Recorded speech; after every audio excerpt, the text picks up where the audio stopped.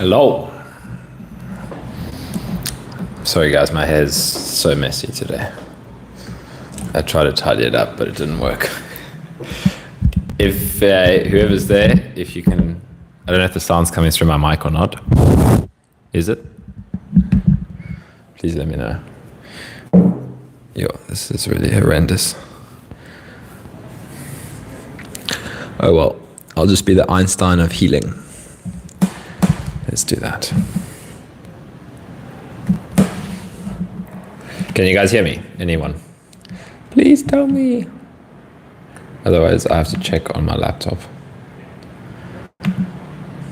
Let's check on my laptop. And add. Thank you, Dana. And add. Okay. We don't need that.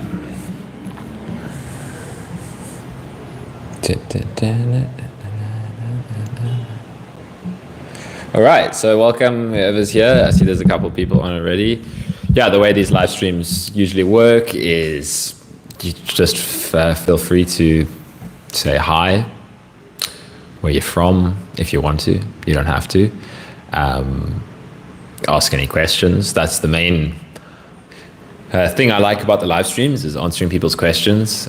It's nice to, have some questions. It helps me to share things. Any question is a good question, maybe. Yeah, but honestly, any question is helpful, right?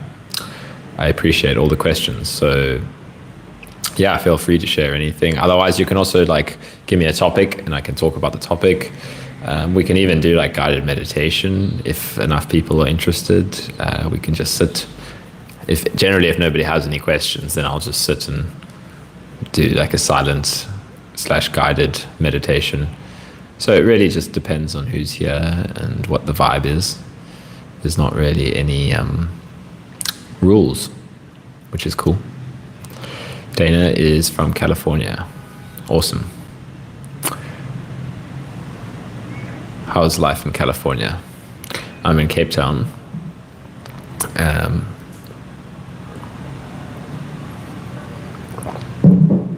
It's going towards evening now. And it's summer. Been pretty hot recently.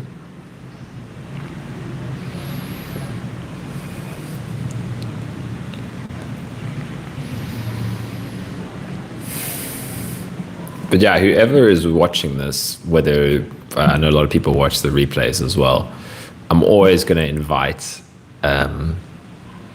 just to kind of take a deep breath. Use this as an opportunity to come back into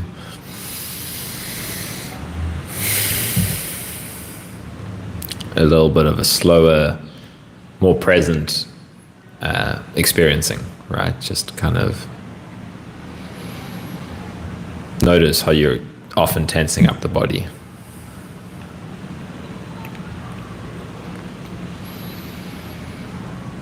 So just let your breath settle a little bit deeper in your body.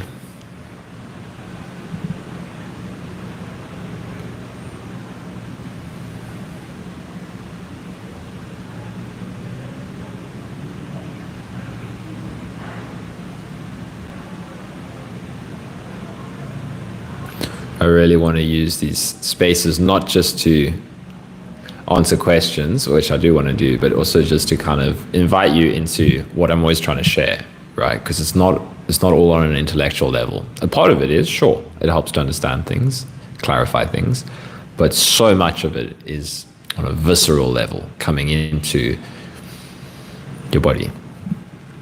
Simple, so nice and simple, always. Daniel Campbell Wilson says, hello, I attended my first Vipassana course in Jan and experienced miraculous relief of chronic pain. That's awesome. I love to hear that.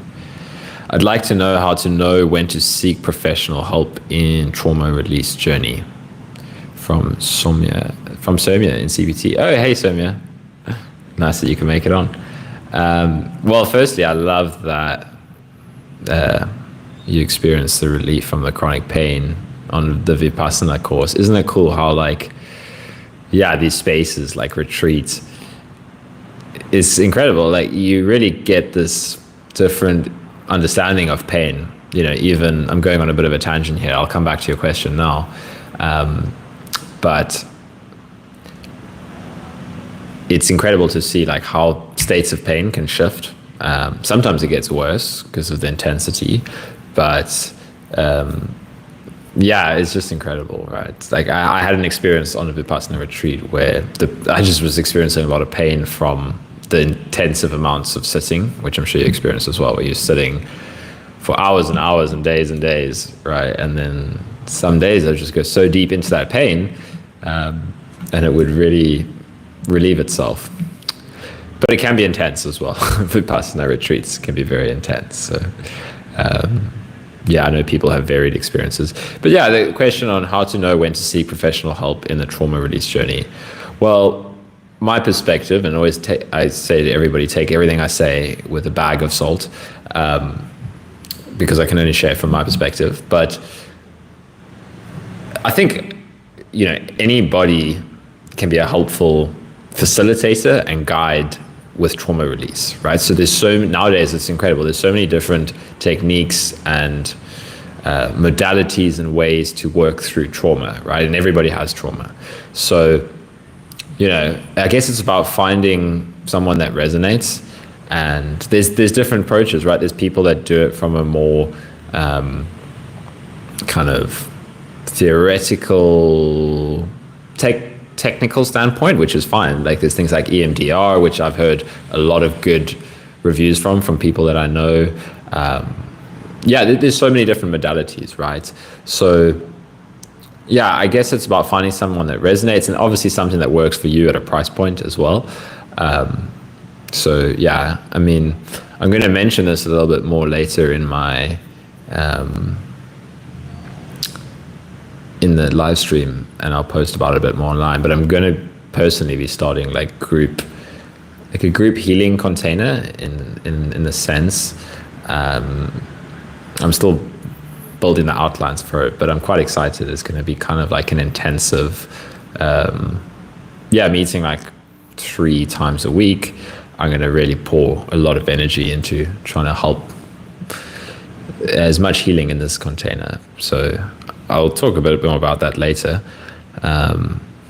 But yeah, I mean, there's all these different modalities, right? So like my price point might not work for some people, which is fine. But yeah, I think if you find someone you resonate with, it can always be helpful. But also I don't want that to ever be a fear factor for somebody. Like I've also worked through a lot of shit on my own. Like there were periods where I couldn't afford to work with someone. There were periods where I did, you know, courses, this, that. So there's always different ways to approach this stuff. You know, for me, the key always comes down to is you're going to find the right people at the right time. You just have to be open. That's what's really key. So I don't want anybody to get up in their head about finding the right person or this or that. Just be open, right, to whatever is happening. I hope that answers your question. Barbara Ryan, I'm in cold, dark Sweden. Nice.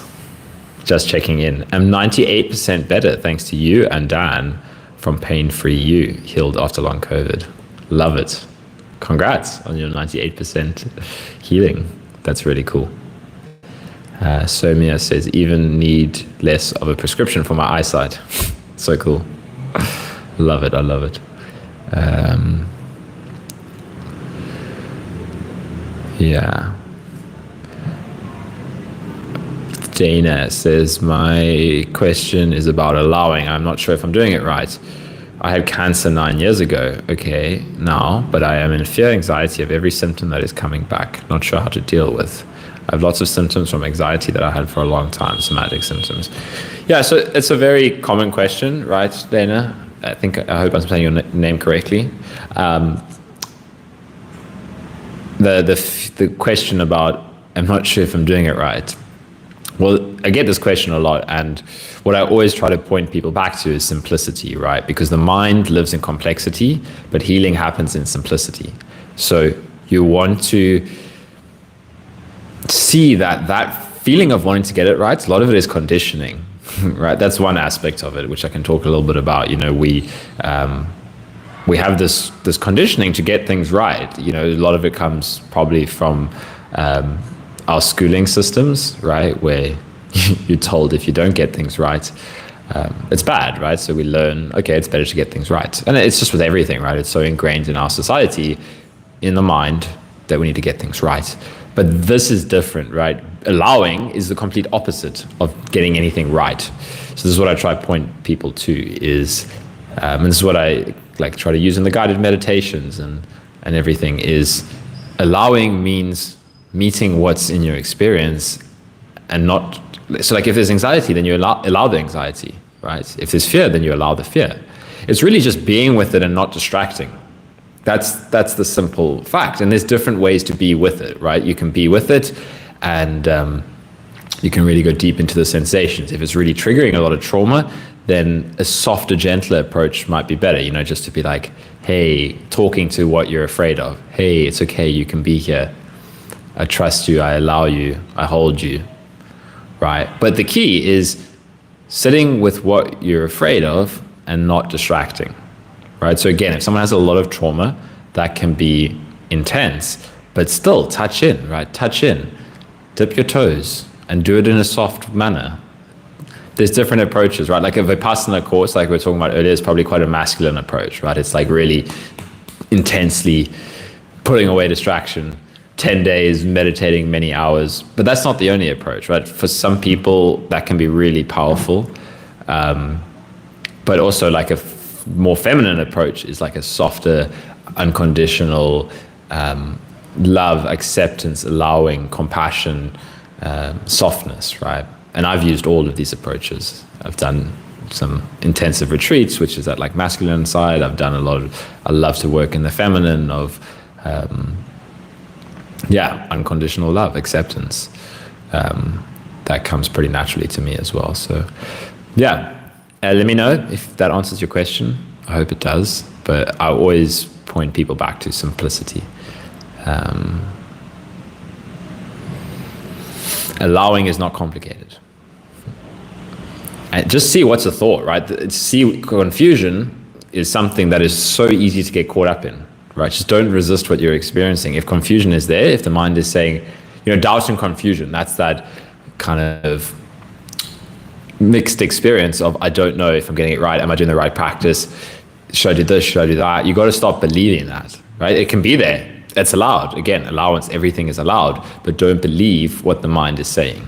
So the mind can say all of this, and then you can just say, hey, it's okay. It's not like that. I hope that's helpful.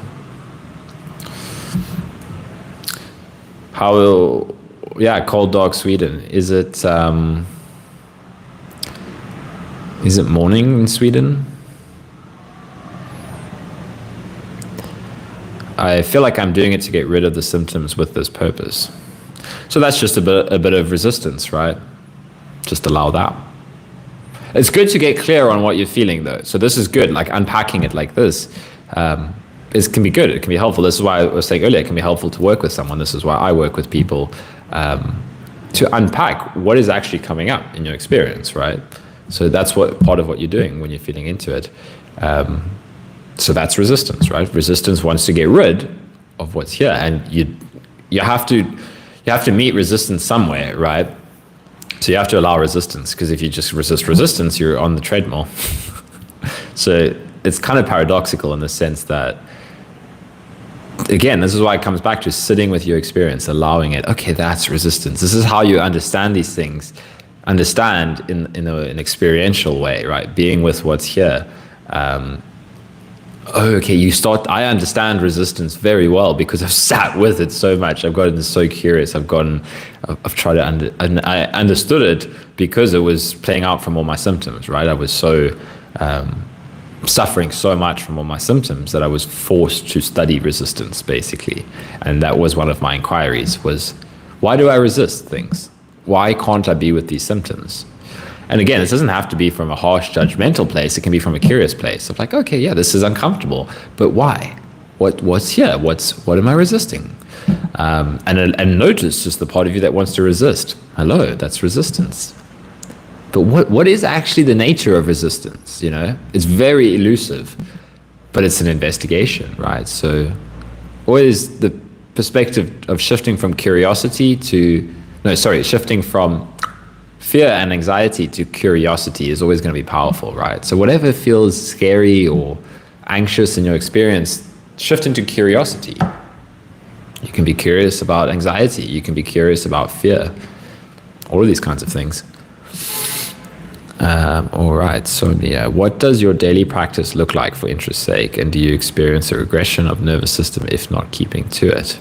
That's a good question. Yeah, you know, nowadays my daily practice, there's no like rigid approach to it. It very much fluctuates based on what's happening in my life. Like things vary a lot, whether I'm out socializing, exercising, got a lot of work, got no work. So there's no rigidity to it. There can be times in your path where that can be really helpful. Like there was a phase where I was like practicing quite like formally. I was doing like 2 to 2.5 hours a day of meditation, like 45 minutes in the morning, some like short pointers, guided meditations during the day, and then like another 45 minutes silent meditation in the evening. And that was when I really needed it, right? That was when I was working through a lot of my healing. Where I'm at now is it's more just intuitive, honestly. And I still love to meditate, but I can also feel like often I'm called to do something else, right? Like record a video or go for a walk in nature or write some poetry or something like that. But I still love to meditate. So, you know, I'll do like 30 minutes here, sometimes 40 minutes. It really depends on how I'm feeling. And then the second part of your question around regression of the nervous system, it's a good question, and it's a nuanced topic, because I was speaking with a friend that I've been hanging out with in Cape Town recently, and we were talking about, she's also been on a healing journey, and we were talking about like what's it, you know, do you get flare-ups, all these kind of things. And I think a certain understanding of just how the nervous system reacts to, stress, load is good. You know, like I know if I exercise a lot, if I socialize a lot, if I'm doing a lot of, heady mental work, it's just quite intuitive. I'll just feel like it really feels good to have some downtime as well. And if I just push, yeah, I can, not feel good, and I can feel like it's overloading my nervous system. But yeah, I mean, I guess it just feels intuitive, and it's taken me time, right? I've had periods where I just pushed too hard again, and then I realized I had to just slow down a bit. So that's why I feel like you learn your own kind of pattern, in a sense. You learn to understand your own nervous system and work with it, and trust it and work with it rather than against it. Yeah, I think that answers most of it. Are there any people, places, situations you had to avoid since starting your journey and have not reintegrated? Yeah, I would say like there's definitely certain environments and places that are more triggering and stressful for the nervous system. Like for me, really busy restaurants are not always my favorite place to go. So again, like always trust your intuition, right? If something doesn't feel good, that's okay, like it's nice to challenge yourself and put yourself in situations, but also you don't need to be too hard on yourself. Like I just, came into a realization with myself. There was a period where it was like nice to go out and do things everybody else was doing, and I still like to do that, but there's certain environments that I just prefer, right? Like I prefer being in nature, I prefer being on the beach or going for a walk. So I tend to gravitate towards those people and places that feel good, but often it's unavoidable, right? Because that's life, right? You'll be with people, places, and situations that you don't like. So then it's good just to surrender to that's what's coming up and what is this triggering. But yeah, you can also definitely kind of you don't have to put yourself in situations that you don't want to. So it's like finding that balance, I suppose, of feeling into what feels good for you, and what doesn't feel good, and working with that. If that answers your question, I hope. Yeah, people, you can always give me feedback as well if my answers are not helpful, or if you want further clarification. But yeah, thanks for the questions.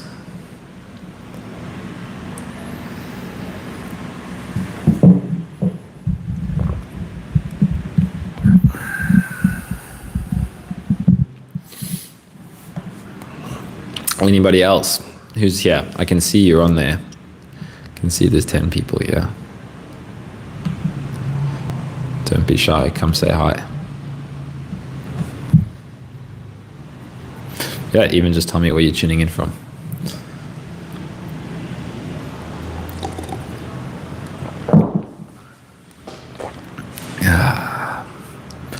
And what brings you here? That's a good one. What brings you here? Who cares how you came here? I'm curious. What brings you here?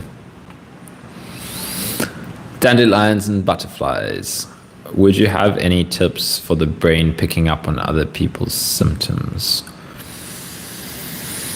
Just be aware of it, right? Like anything. Fighting with it, resisting it is never necessary. So if you notice that, just like see, oh, okay, look, there's a bit of fear, like I'm picking up from other people's symptoms that I'm worried that that's going to happen in me. So the more you just be aware and non-judgmental, right? That's what your mind's doing. Okay, just notice it, right?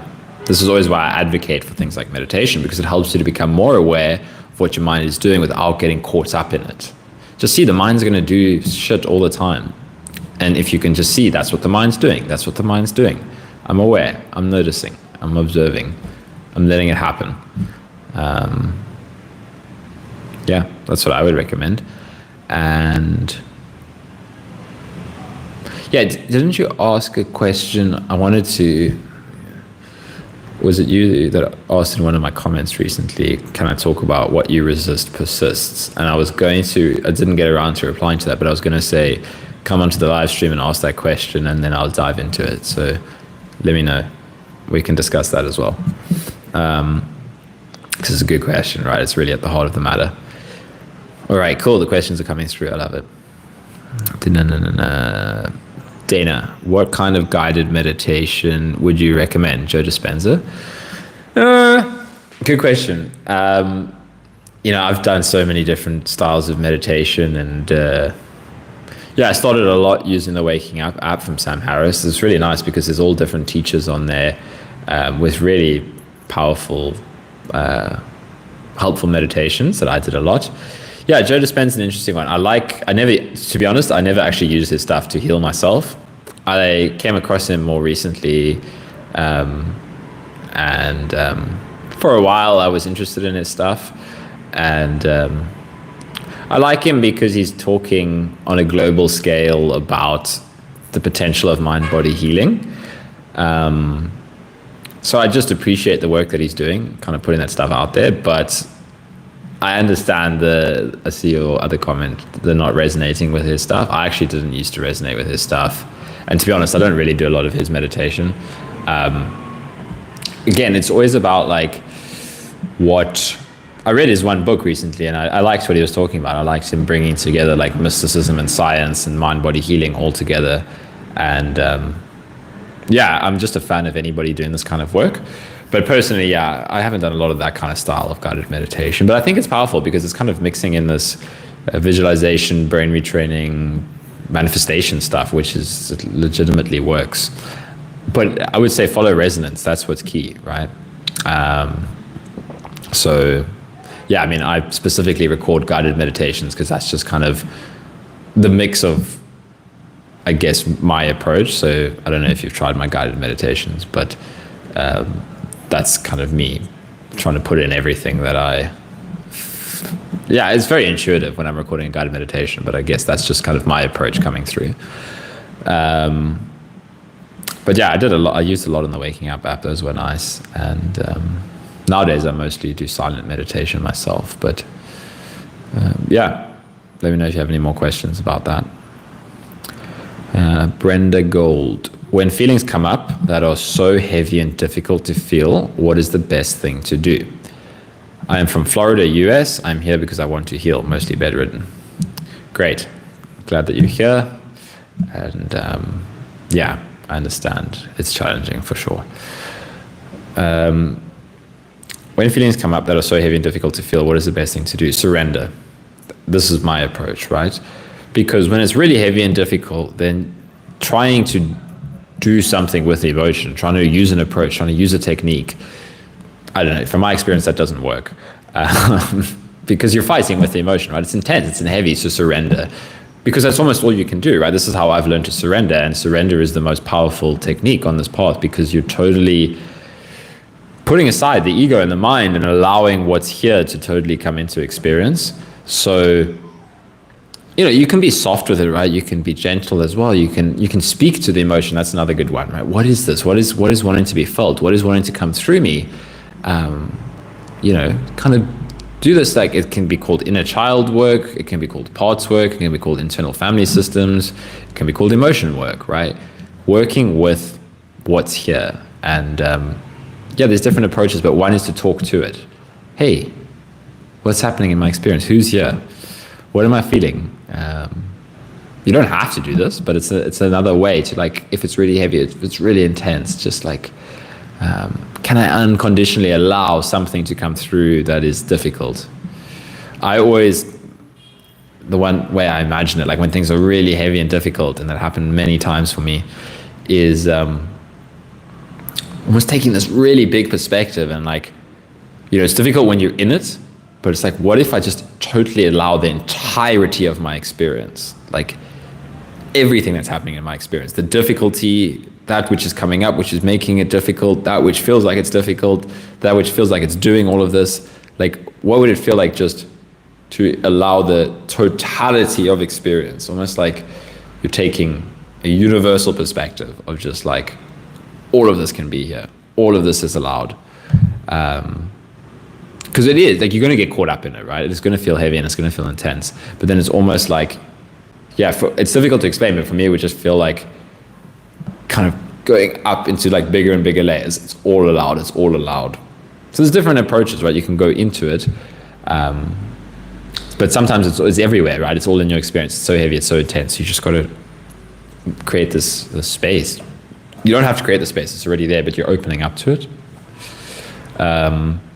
Yeah, and then talking to it. Talk to your emotions, talk to your body, talk to yourself. It's okay, you can be here, you're allowed. Thank you for being here. Even if your mind resists it. Thank you is such a powerful approach. Because it's gratitude, right?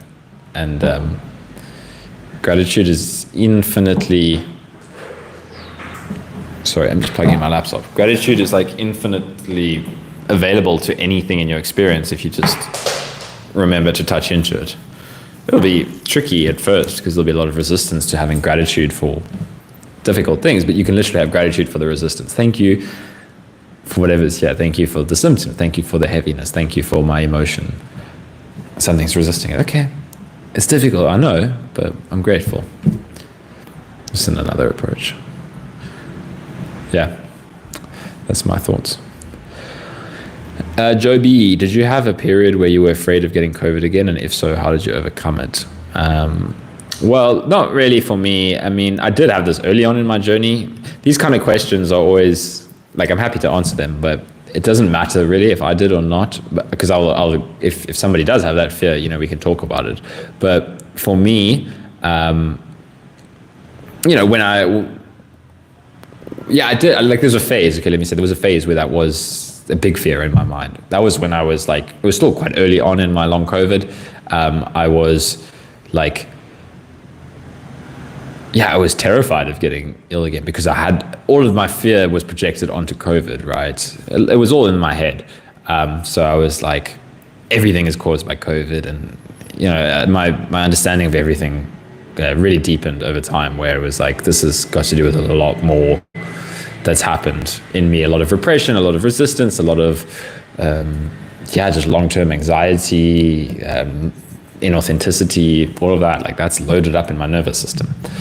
So that's helpful, right? Realize that it's not just COVID that's triggered this. COVID was like the final catalyst. And then just be with the fear, right? This is what I would recommend. Because what happened when I started to heal was I really had this perspective of whatever comes up in my experience is here for a reason, and it's here to teach me something, and it's here to show me something. Whether it's a symptom, it's teaching me how to open up. If it's a symptom, it's teaching me how to live in non-resistance, how to have unconditional acceptance, how to deepen my understanding. And I can see the wisdom in all of this because that's the only reason I can talk about this now. So it was there for a reason. So have that same approach if COVID, right? If you get COVID again and it triggers things, then that's fine. But see that fear is okay as well. Like if fear is there, then you have to allow fear. You have to work with fear, right? Don't be afraid of fear. Don't cling on to fear though. This is the key, right? If fear is there, people turn fear into an identity, right? But it's a slight resistance to the actual visceral experience of fear. So yeah, if you're afraid of getting COVID again, then just acknowledge that, right? Ask yourself, what am I afraid of underneath, right? And then there's like a feeling, right? It's like, I don't want this to be around forever. Okay, that's some resistance. What don't I want to be around forever? Yeah, I hope that's helpful. Dandelions and Butterflies says, yes. Okay, let me answer your question. I hope you're still on the live. So she asked, can I talk about why does what resists persist, or this kind of idea in one of my recent videos, right? So firstly, it doesn't really matter why. Like, I know that's an annoying answer, but it's just a fundamental truth that if something's in your experience, right, everything is arising and passing away. Everything is moving through your experience. But the mind fixates on certain things through resistance and it gets stuck, right? It's like this is what happens with emotional repression. We're like, nope. We learn from other people. Nope, don't feel that. Those emotions are bad. Guilt, shame, anger. It depends on, your conditioning. But some of them are like societally kind of agreed upon that shame is bad. You have to work out how to get rid of shame, keep building identities that make you better and better, all this kind of stuff, right? But you may actually, what is a good question is ask yourself, explore it in your own experience, right? The more that you, again, study resistance, then you can see that the more you truly allow something, right, whatever that is, that it does release, right? You can gain direct experience of this fundamental law of experience, right? That what you push against is going to stay there, right? Everybody has this experience. Like, if you have a thought and you're like, no, that thought is bad, don't think of that, right? I'm around this person, don't think of that, don't think of that, don't think of that. It's going to come into your head. So just surrender to it. Allow it. Allow the sensation underneath that. Allow the emotion. Allow the symptom.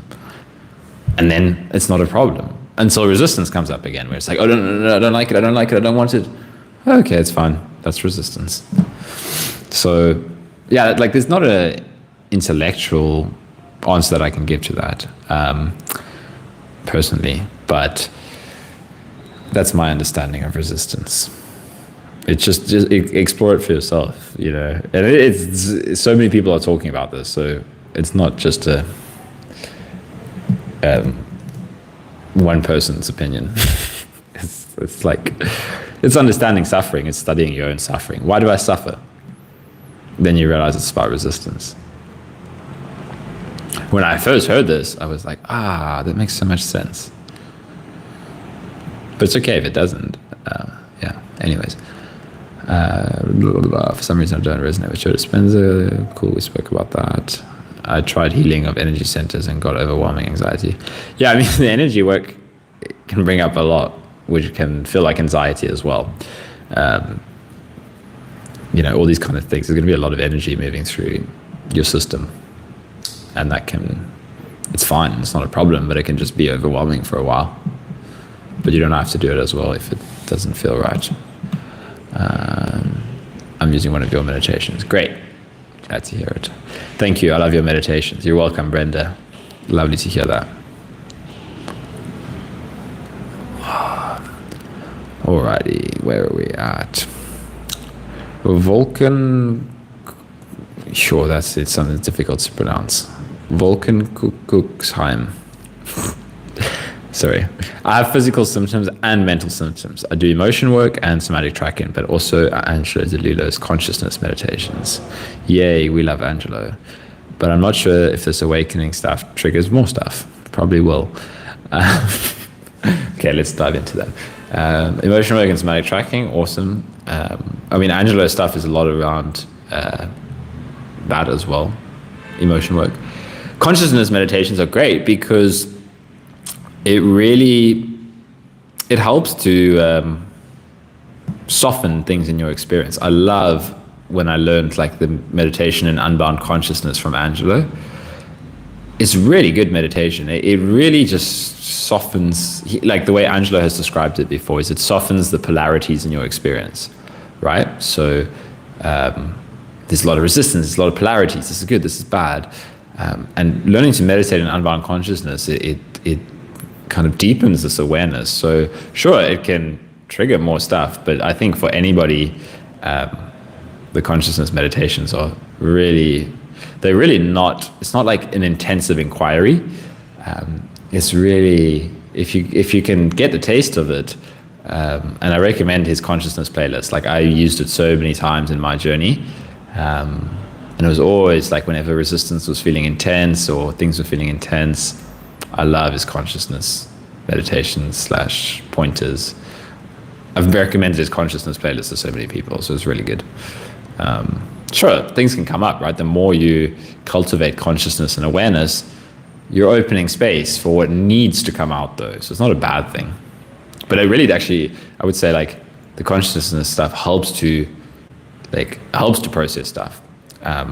Like make it easier to process, soften it. It's not as jarring because you're softening the mind, you're softening thoughts. Were there any periods you felt disassociated? How would you deal with chronic disassociation as a nervous system issue? And any advice for episodes of mental nostalgia? Yeah, I was actually speaking with a friend about disassociation again recently, and she was mentioning that she was having a lot of emotions come up today, sadness, and a lot of dissociation was coming up with those emotions. And it's good to know that that's how it goes, right? Dissociation comes up with things that we've chronically learned not to feel. And it's because it's the old ways of trying to get away from the emotion, right? So it's helpful to know that when something comes up, whether it's a symptom or an emotion, it will often come up with dissociation sometimes, if it's something deep, because that's how we've learned to get away from the emotion or the experience. Is disassociation is like what we do with the mind. And there's levels to it, right? There's like, everybody's actually living in a state of mild to semi not mild disassociation by living in a mental world that's not real, that's made up in their head, thinking about past and future 24/7, thinking about stories, right? That's a form of disassociation as well. But obviously there's more extreme versions of this, and that can be like if you have intense pain or trauma or anything.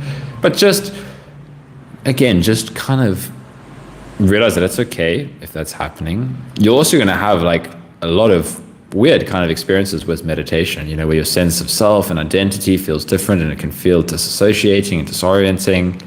So, if you're feeling a lot of dissociation, I would say grounding work is quite helpful. I've done a lot of this, just kind of feel into your connection with your feet with the floor. Try to go somewhere where you can be in touch with the ground, whether that's on some grass, in some nature. I go to the beach a lot to just dig my feet into the sand. But if you don't have access to that, that's okay, right? Lie on the ground. Grounding stuff is helpful because disassociation also happens when there's a lot of energy up in the head.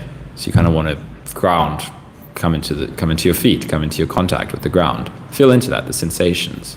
You can also feel into pleasant sensations in your experience. That can be helpful if it's something really intense. So just kind of notice the sensations in your hands and your fingers. That's generally where there's soft, subtle, pleasant sensations, your fingers, your toes. Check in there. Feel into it. I like taking cold showers. It helps just to bring you back into the body. Those are some advices. And yeah, if it's lasting for an hour or two, just open up to it, right? don't put too much pressure on yourself. And just realize it's okay, right? Often what makes it worse is the mental analysis of it. The fear, the reaction to it. Also, were you able to speak about your healing journey with people, loved ones, while it was happening, or were you ever isolated in your suffering? I was isolated a lot of the time, right? It was a very kind of personal journey. Obviously, I've spoken about aspects of it with friends and family, but a lot of people don't really get it if they haven't been there themselves, and that's fine, right? It's difficult in these periods of isolation when you have to let go of a lot of things, expectations around other people and all of that. But one of the things is a good perspective is learning self-soothing was important for me. We grow up learning that we need to get soothing from other people, right? That they need to help us process our suffering. And it's completely okay, right? It's natural. And there's an aspect of that is healthy, right? Healthy human connection and relationships is good. But in these periods where you do feel isolated, just realizing that it's okay, right? It's okay to be in your own loneliness. I spent a lot of time getting to know loneliness, which is often quite a scary emotion for a lot of people. And then also just seek out spaces where maybe you can find more connection. That's what I did as well. Was finding people like Angelo or other spaces where people are exploring this more authentic experience, like what we're doing here, right? We're talking about the stuff that many people don't talk about.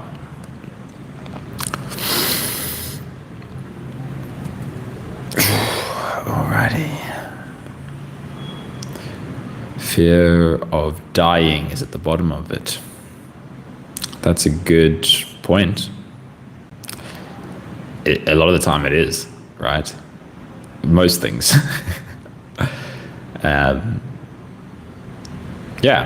It's funny, we often feel like we don't ponder death much, but this fear of being sort of completely overwhelmed and losing control. It's a fear of helplessness and powerlessness is a part of it as well. There's kind of all these root fears, but a lot of it comes back to the root fear of death, non-existence.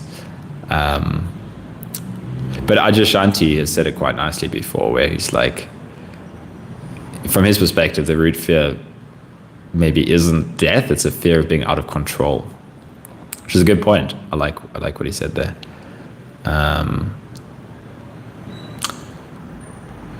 But you can explore it. Fear. I would say control is the main thing linked to fear as well.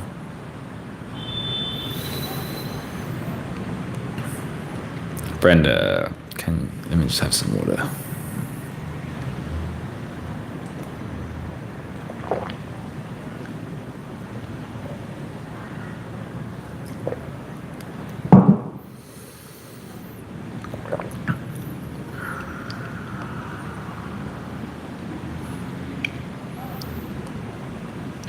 All right, Brenda, can you recommend a good starting book about the way you teach things? It all makes so much sense to me. Starting book. Well, I always recommend Angelo Delullo's book, Awake. Even if a lot of the awakening stuff doesn't resonate with people, that's fine. Just read the chapters on emotions and thoughts. It's really powerful, right? Just to understand a lot around resistance and how to work with difficult emotions and thoughts. That's where I learned a lot of my stuff was from Angelo's book. Again, I know the awakening doesn't resonate for everybody at all parts of the time in this journey, but those chapters I would recommend it to every human being to just understand emotions and thoughts. And also his chapter on mind identification, how we get identified with our mind. It's that stuff's gold, man. I read it and I was like, this book, especially those chapters, I was like, this should be prescribed reading. I went to Christian school and people like, the Bible was like what everybody had to study. And I was like, if only people had to study like a book like this, like, yeah, I love Jesus and his teachings and what he's done, but I mean, yeah, that's a whole different topic. I'm not going to go there, maybe. But there's so much misinterpretation and stuff in the Bible, and it's been so filtered and watered down over years and years and years. Anyways. But that was just like my perspective on that book. I was like, if only this was like everybody had to study at school, is this understanding of the mind and emotions. So that's the one book that comes to mind. Adyashanti stuff is good as well. Yeah. I might write a book one day, but I'm honestly a bit lazy sometimes. But it's been on my mind for a while.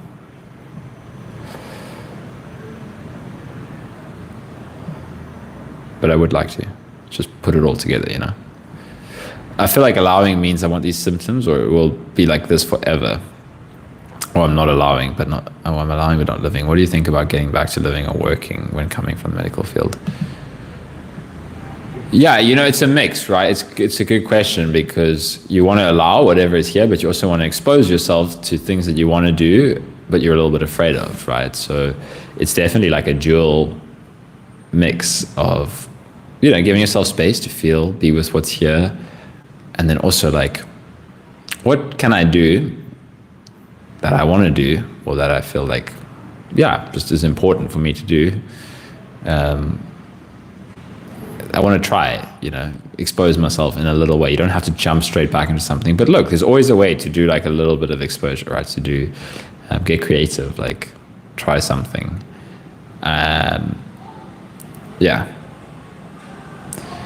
So, surrender, allow what's here, but at the same time, don't like, there is definitely something to be said about exposing yourself to different situations.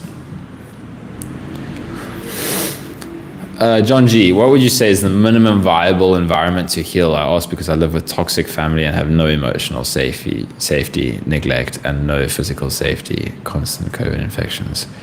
Well, I believe that healing is possible in any environment. I certainly understand that very toxic environments can be challenging, and if it's possible, I would recommend doing what can be done. Sorry, there's bugs on my food. What can be done to address that. But I never want to give somebody this sense of, because I truly believe, right, there's always steps that you can take, whether that's learning to create safety in yourself. So I understand it's very challenging in a toxic environment, in a sense, but if you can change that, then look for options. But at the same time, I'm always going to work with somebody where they're at, right? It's not like, no, you can only heal if you're in this space or if you're in that space. Start to apply this wherever you're at, because you are where you are, right? That's again, we can't resist where we're at in life. So you can start to make change. You can do both, right? You can start to do this inner work of, how can I make myself feel more safe?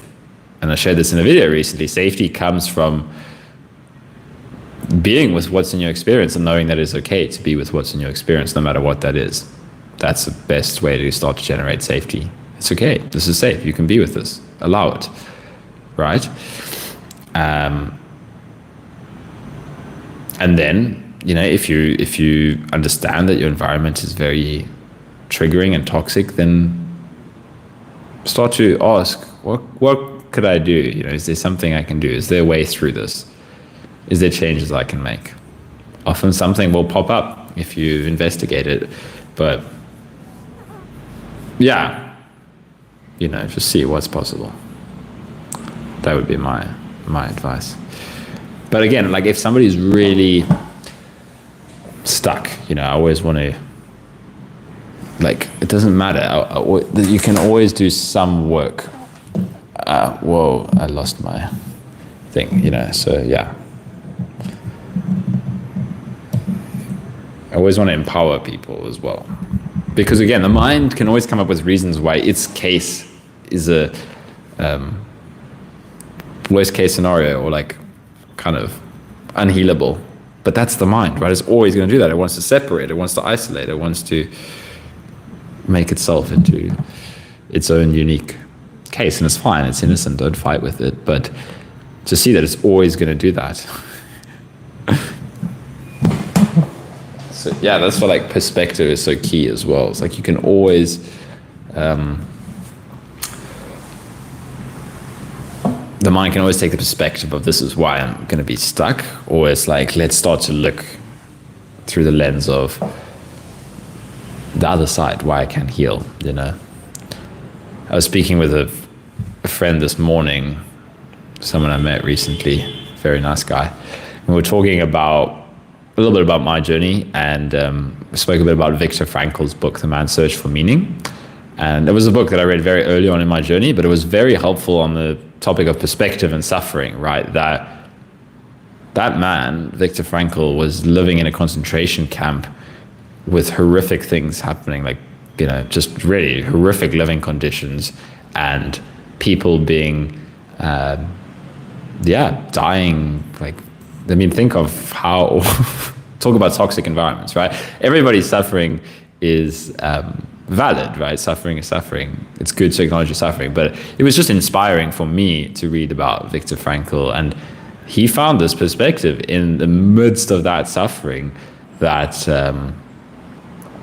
there's a different perspective that you can have on things, right? I can't remember everything from his book, but it was very helpful to shift my perspective on like, okay, I'm going through a lot and it feels unfair, and nobody else in my family is going through this. So it was early on in my journey, but it was a really helpful book to be like, shifting perspective. Because for me, it gave me no excuse in the sense of, if he can find a different perspective in those conditions, then I can find a different perspective in my conditions. So that just came to mind to talk about as well. All right, I'm going to get some more water, but feel free to ask more questions.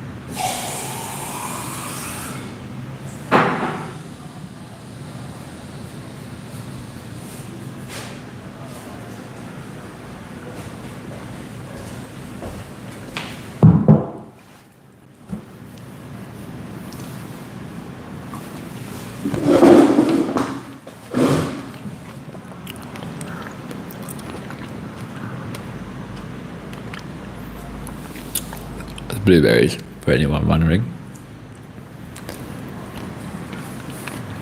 All right. More questions? Anyone? Sharings?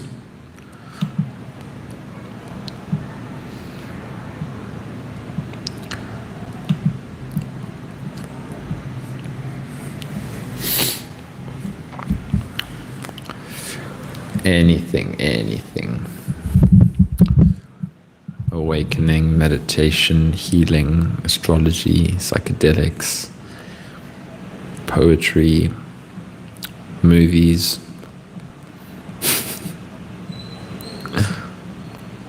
sports,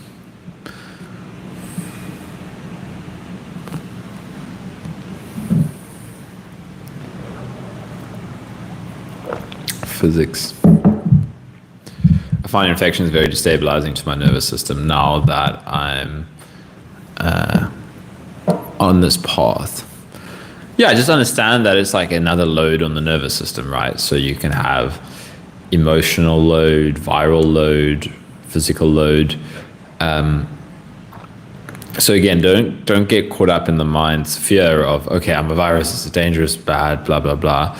But just understand that it's going to be challenging, right? It's going to be destabilizing. That's okay. I mean, it's the reality of being a human. We get viruses, we get sick, everybody, right? We're all going to die as well. So that's why I point people back to work with the emotions, work with what's getting triggered, because at some point we're going to have to face all of this shit. And it's freeing to work through this. So I just want to say, yeah, it's okay if it like, if it's destabilizing, just notice the mind's reaction to that and just be soft with yourself, be gentle with yourself. Hey, I'm sick, this is going to be a more challenging period. But again, that perspective of, am I going to turn this into a massive problem? The mind's going to try to do that, but don't fight with it. That's what I think. Do you believe that you can heal from anything, and no matter how old? Manifestation healing, that's a cool question. Let's get to that soon. Sorry, Brenda's question. Do you believe that you can heal from anything, and no matter how old you are or what your diseases are? That's a good question. Yeah, this is to go back to what we were talking about Joe Dispenza earlier. Like, that's what I liked about his work. Like, he's documented a lot of cases of people healing from crazy illnesses that most people would say you can't heal from, you know? Like, really cool stuff. And I do believe that. I really believe in this. Like, I believe there's so much to healing that is not currently explored. And mind-body healing is what I'm interested in, because that's where I went with my own path. So, yes, I would say I do. I feel like this often gets pushed back, right? People can be like, oh, but this is such a physical illness. But I still believe in the body's capacity to heal. But also, say like, okay, so another aside, I'm reading a book currently called Autobiography of a Yogi by this very famous guy, Yogananda. I don't know his first name. And he played a massive role in bringing Kriya Yoga to the West. And the book is fascinating because it talks a lot about these yogis and sages in India who have really incredible healing abilities, like ability to heal others, just insane stuff, honestly. It's a really insane read. A lot of people will probably not be able to, I don't know, like a lot of Western minds might not be able to accept what's being shared sometimes. Let me just make sure my phone battery is good. Yeah, we can still go for a while. But yeah, I do believe that I just continue to be fascinated by what's possible with healing, right? No matter how old you are. But again, another aspect is acceptance is key for me as well, right? I've had periods where I've had things come up since healing from the long COVID. I'm actually going to share a video soon. I still need it uploaded. Where I was just like, yeah, sometimes I have challenging things in my experience, and then I don't try to force healing. I've been through phases like that where I was like into Joe Dispenza stuff, and it's good. It's good. No, I like it, but I don't do a lot of that myself. I just accept it. I just surrender to it. I'm like, why is this here? Yeah, that's my approach, I would say. Yeah, because you can put a lot of pressure on with healing. Again, I believe healing is possible, but accept that which you cannot change.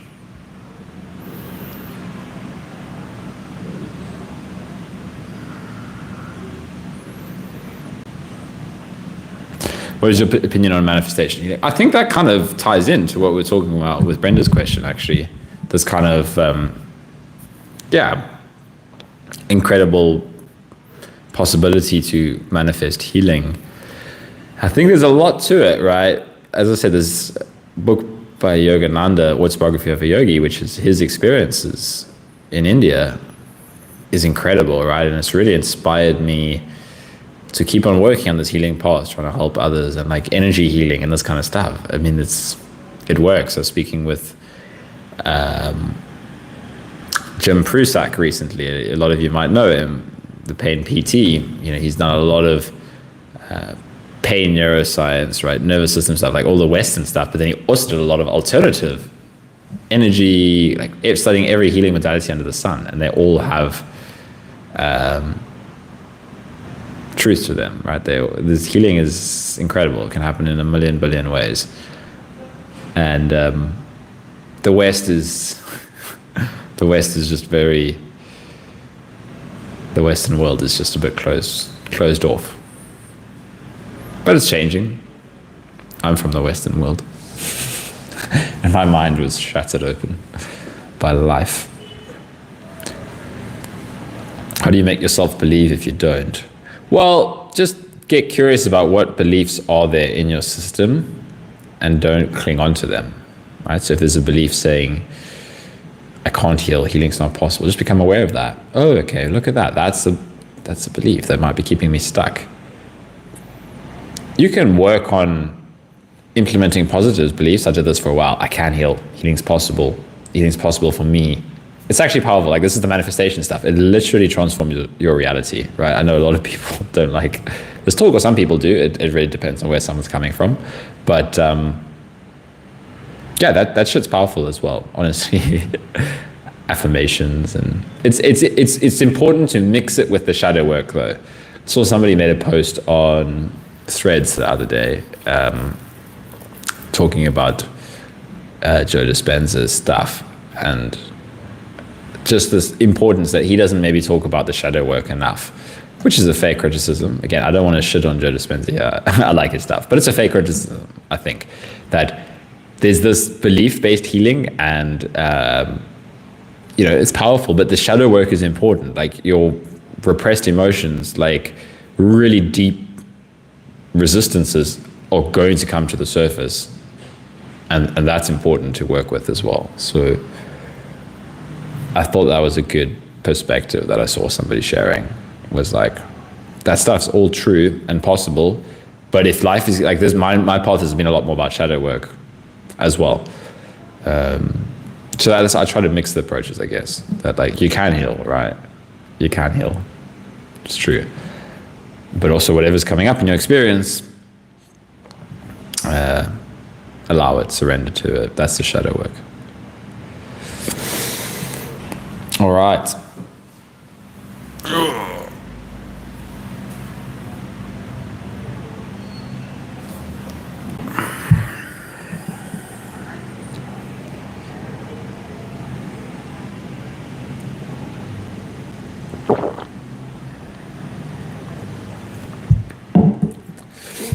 If there's any more questions, I'll go for a bit longer. What's this? Make Superfat more channel the goal.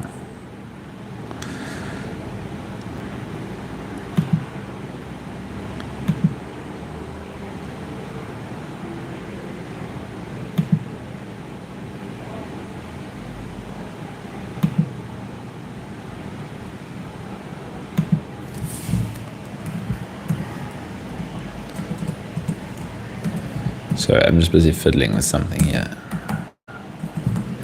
on YouTube. It looks interesting.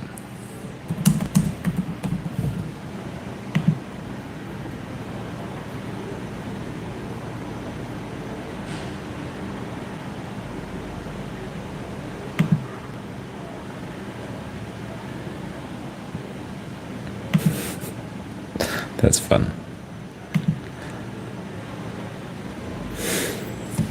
Is expecting recovery a form of resistance that needs to be left behind? Oh, it's a natural. It's a natural desire. It's completely natural to desire to recover, but working with resistance is going to support that desire. Meditate, being with the symptoms, is going to support that desire. And again, yeah, the more you come back to what's here, acknowledge it, right? Acknowledge it as a natural desire of the mind, right? That's something, it's understandable, right? Why a human being would want recovery, would want healing, right? So understand that, right? First understand it. There's nothing wrong with it. But see that continuously coming back into your experience is the best way to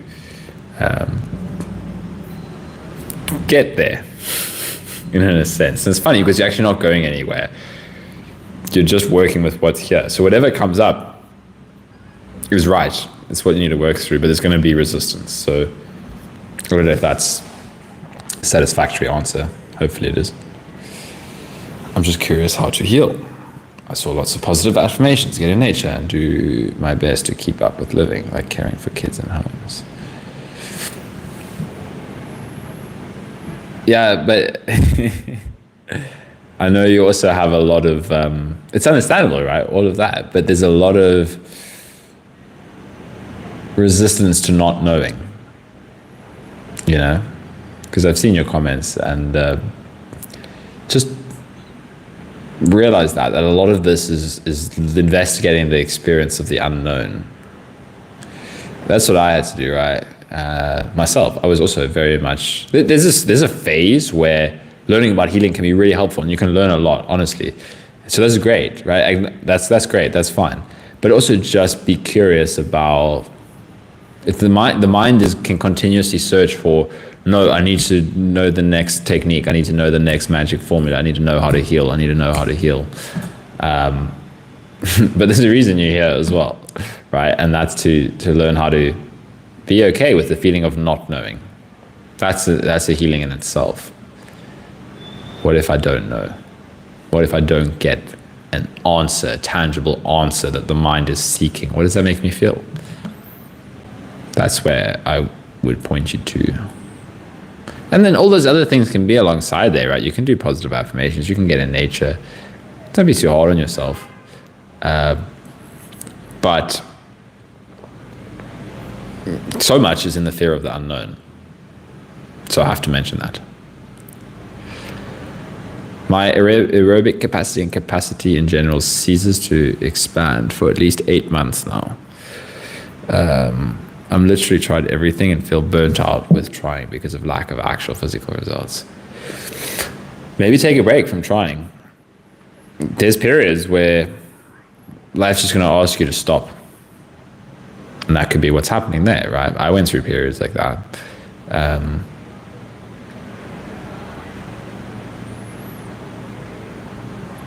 You know, a lot of us have this resistance to stopping.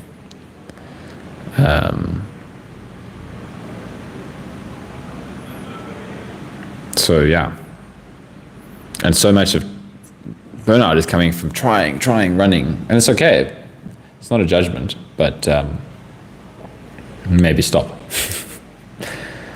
and then the mind doesn't know how to stop, right? And that's when I had to learn how to meditate. So I was like, how do I stop? How do I actually rest? Because I set aside time to rest, but my mind is running. So then I had to work with thoughts. I had to learn, okay, see the thoughts. I did breath-based meditations. Yeah, so that's another way to learn how to stop as well.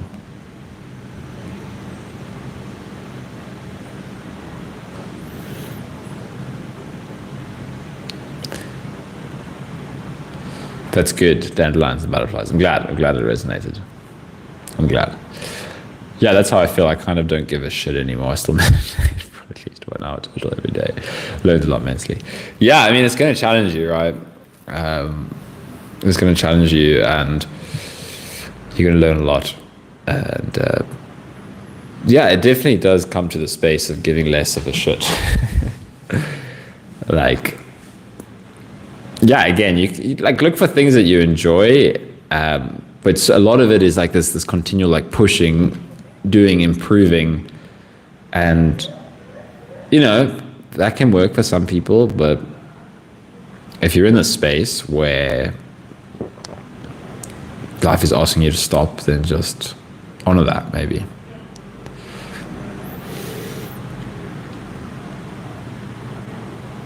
It becomes more intuitive. Then learn to get in touch with your intuition, right?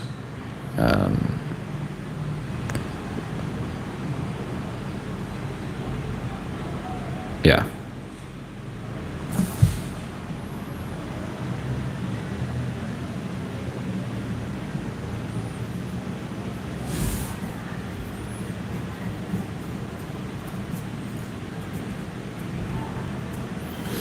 Ooh, this is a fun question. In non-duality, they propose that there is no separate self, but we're a part of a universal consciousness that is interconnected. If this is true, why can't I experience someone else's experience directly? It's a great question. It's a fun question, right? Because, well, this is what some people start to explore. Like Matt Garrett comes to mind as somebody who kind of went down the non-dual awakening path and then started to talk about, whoa, Bonbrack completed our goal. What a legend. Thank you, Bonbrack. Appreciate you. Thank you. Sorry, Fraser, I got interrupted there, but it was worthy. Right, so this is what I was talking about earlier in the book Autobiography of a Yogi. Here's people who have kind of had these really deep awakenings and realizations, and then you can start to play with this universal consciousness. You're right, so there's so much conditioning and like agreed upon belief that we can't do these things, like experience other people's thoughts and all of that. But so a lot of that is like, yeah, around conditioning and belief about what's possible. But yeah, I believe that kind of stuff is possible. Like it becomes more true after some like non-dual realizations or shifts where you realize, yeah, everything is interconnected. But there's two aspects of it that we are exploring duality here as well, right? To deny the relative is unnecessary, right? So you can start to get curious and play with these things, but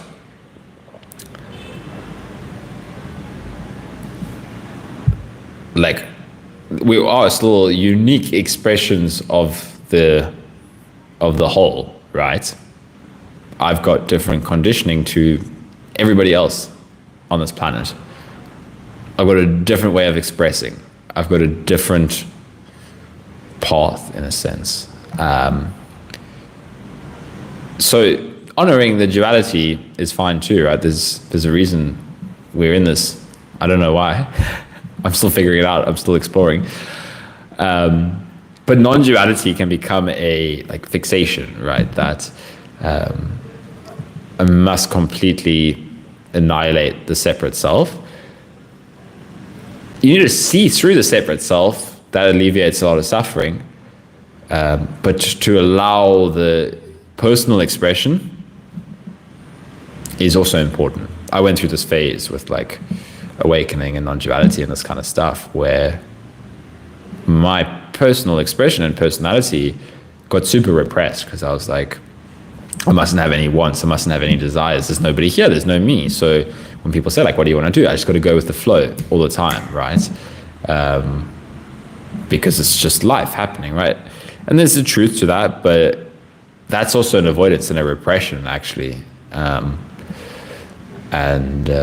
Yeah, for me, that kind of shifted as well when I was like, right, that's not right.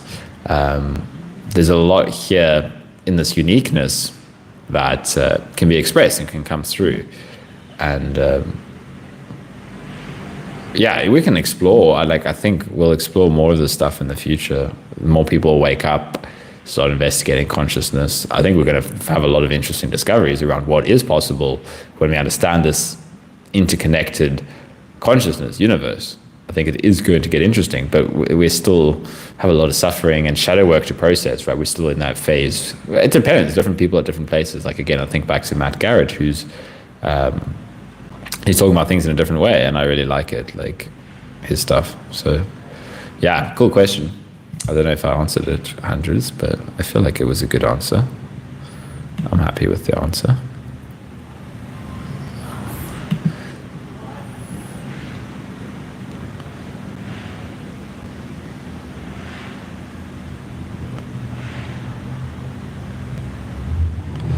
Because of the boundaries of reality in form was my thought. Yeah, that's a good point, Linda. Hello, welcome. Yeah. And I feel like, but that's going to continue to shift, right? As, I mean, there's so much happening on the planet right now. It's really interesting. And this awakening is happening more and more, right? Like, now I'm talking about it, and that's going to have an effect on people, and it's going to continue to have an effect. So, like, honestly, who knows where we're at in 20 years' time? But I feel like the boundaries of reality in form are going to continue to shift, right? What's actually possible in this form, in this duality. Yeah.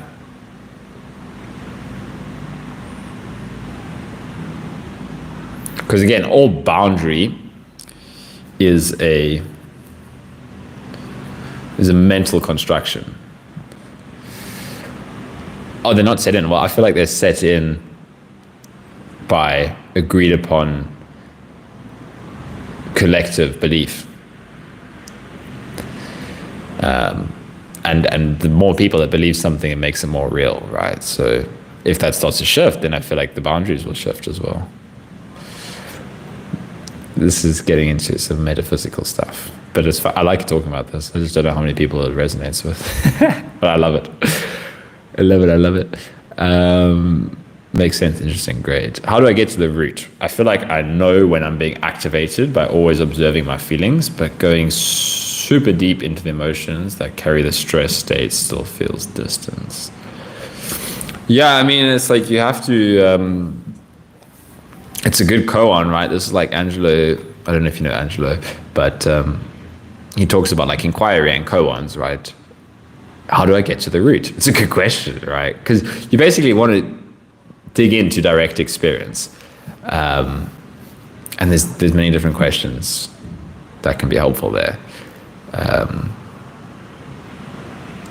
But asking a question and then being curious of what it brings up in your experience is doing something, right? And you continue to do this. So a question like, how do I get to the root? Explore what's here. How do I get to the root? That's a thought. But how do I get to the root? How do I go deeper? How do I feel this more? Right? That's an inquiry question. Inquiry is powerful for breaking identification with thought and for working through emotions and for breaking perceptual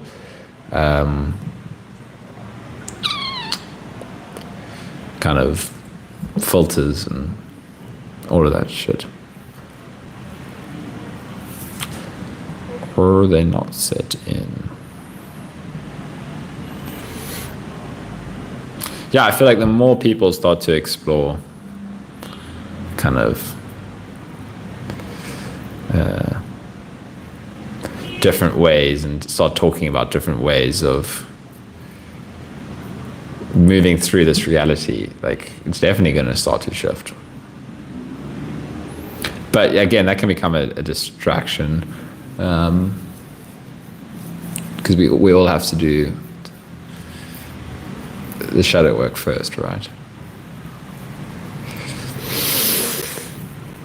I feel like health equals all the boundaries in the right place.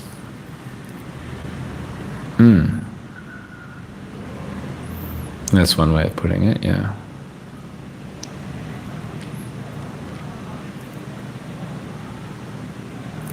All the boundaries in the right place.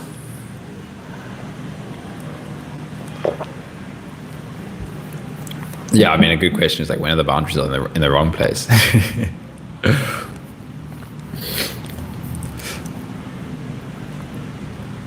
But yeah, it's true. Like, yeah, boundaries is also an interesting word because we could talk about, like your own boundaries as well, like energetic boundaries, these kinds of things. And that's important with health as well. So yeah.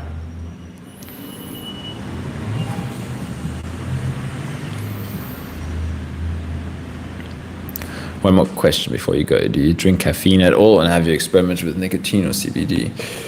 Interesting question. Nowadays I do drink coffee.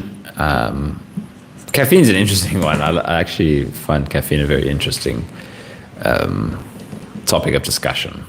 I took a long break from caffeine when I was kind of in the depths of my healing. Like I think for like 1.5 years, I was drinking a lot of caffeine before that. Like I used to take pre-workouts, go to the gym, and then I got injured before I got sick, which I think was linked as well. Like I just had these kind of chronic injuries, like knee pain and shoulder pain, and it wasn't going away. And then I got the long COVID, so that was just like all nervous system stuff as well. Anyway, so I stopped going to the gym, so I stopped drinking caffeine. And it was also linked to my nervous system. So anyway, I took a long break, and I think it was beneficial. And then once I healed, I was like open to exploring everything again, you know. So I've started drinking coffee again. I tried alcohol, like all these kind of things. I just wanted to like have a full life. But it's definitely about like finding balance, like I can notice caffeine's effects on the nervous system, right? It increases cortisol. It makes me like a little bit more up in the head. I've taken a break recently. Like again, I was like, let's see how long I can take a break from caffeine. So I took like 2 weeks off again. It's understanding that like caffeine is, it's going to have certain triggers on the nervous system, but it's possible to drink it as well. But I would say like if it feels like it's not healthy, it may be good to take a break. I just kind of feel like sometimes I want to take a break from caffeine. Sometimes it's enjoyable to drink coffee, but it is addictive, honestly. Because whenever I start drinking coffee again, then like I can feel that like the next day if I don't drink a coffee, then you feel like shit. So it's kind of addictive. Nicotine, I've never used nicotine much, to be honest. So I can't really answer that. CBD, I like CBD. There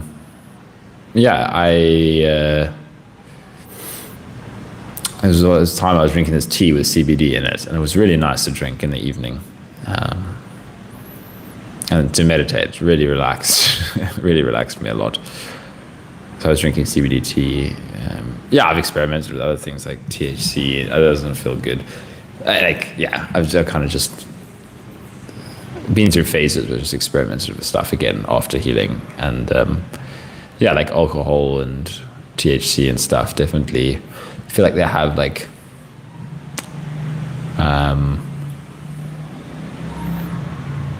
drawbacks on the nervous system, like whether it's toxins. I can just feel like the next few days it has its effects. But again, it's like also just kind of living like a more relaxed lifestyle, try something. If it doesn't feel good, maybe take a break, all of that. Alrighty, I think I'm going to log off soon.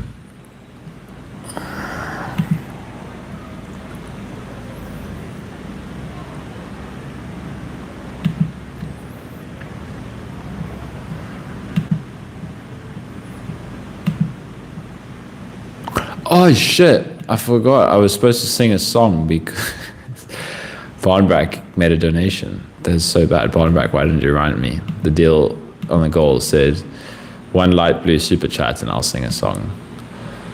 Oh shit, now we have to face up. I hope you heal and awaken. Goodbye. There's my song.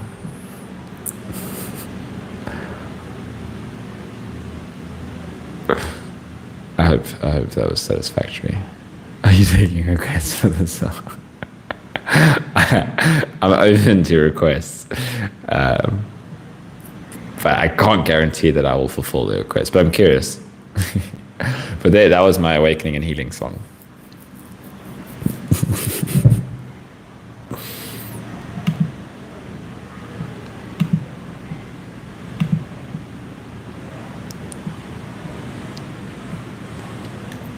Cool, I got a little crown in the group chat. That's cool.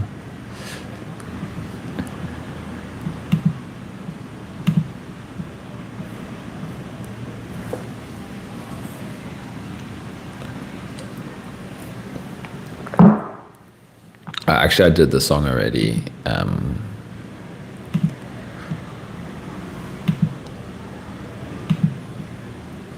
I need a new goal to sing a new song.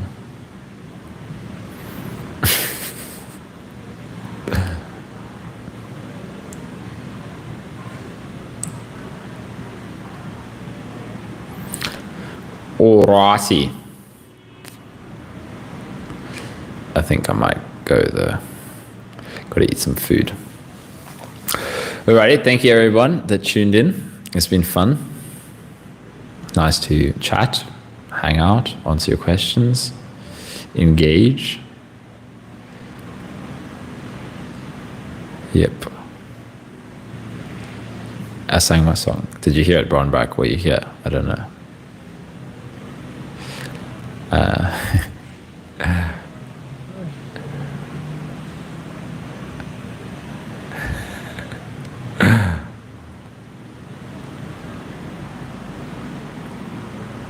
Alrighty, but all the best, everyone. I think I'm going to log off now. Good luck, and I will see you soon. Oh yeah, I wanted to talk a little bit about my group coaching sessions that it'll do.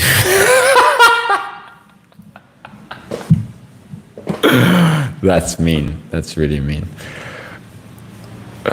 No, I accept that. I didn't put a lot of effort into it, I'll be honest. I'm too shy.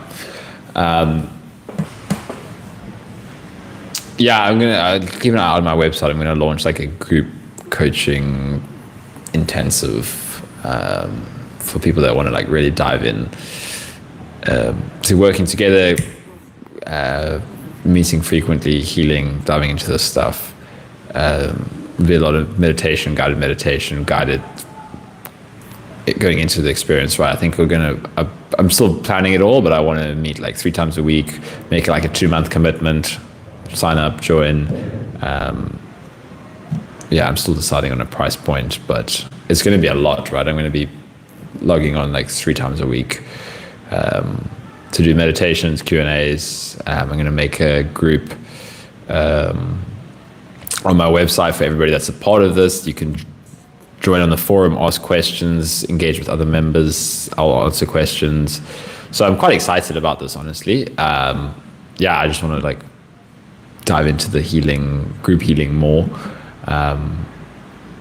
Keep an eye out of that. I'm going to talk about it. I'll post a video. I'll post my website, but I'm just dropping it in the ether.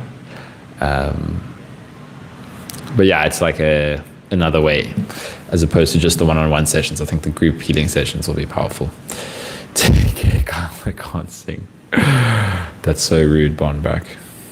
That's so rude.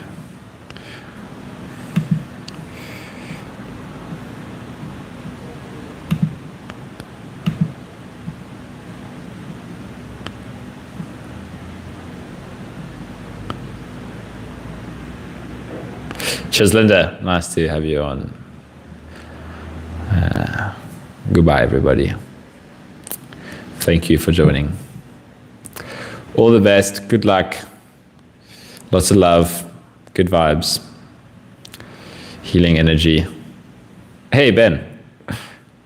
Nice to have you on. Nice to hear from you, buddy. Nothing shy about you. I'm very shy. Actually, I have to go hide. From the camera now. This is too much. I'm scared. Bye.